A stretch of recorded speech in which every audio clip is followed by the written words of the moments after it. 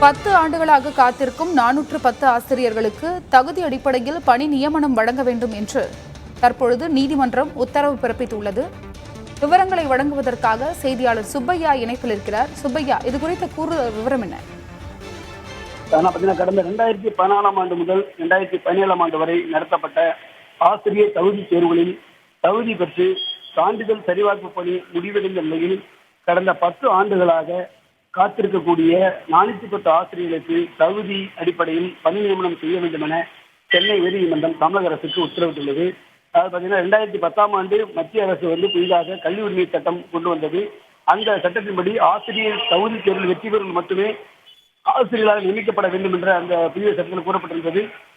ஆனால் இதற்கு முன்னதாகவே தமிழகத்தில் ஆசிரியர் தகுதி தேர்வு நடத்த 2011 ஆண்டு முதல் இது ஒரு தேர்வு நடைபெற்றது. இதில் ஆசிரியர் தேர்வு வாரியம் 2012 ஆண்டு முதல் ஆசிரியர் தகுதி தேர்வு நடத்தப்பட்டு வந்த நிலையில் 2014 முதல் 17 வரை நடத்தப்பட்ட தகுதி தேர்வில் 410 ஆசிரியர்கள் இதில் வெற்றி பெற்று தகுதி பெற்று சான்றிதழ் சரிபார்ப்பு பணியும் நடைபெற்றது.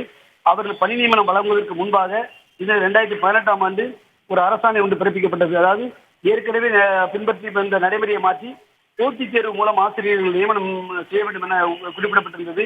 எனவே இந்த பாதிக்கப்பட்ட 410 ஆசிரியர்களும் சென்னை உயர்நீதிமன்றத்தில் தங்களுடைய தகுதி தேர்வு முடிந்து பணி நியமனம் செய்யக்கூடிய சூழலில் தங்கள் இந்த உத்தரவின் மூலம் அரசாணை மூலம் தங்களுடைய பணி நியமனம் வழங்கப்படாமல் இருப்பதாகவும், எனவே வழங்க வேண்டும் என்று கூறி சென்னை உயர்நீதிமன்றத்தில் வழக்கு தொடர்ந்தனர்.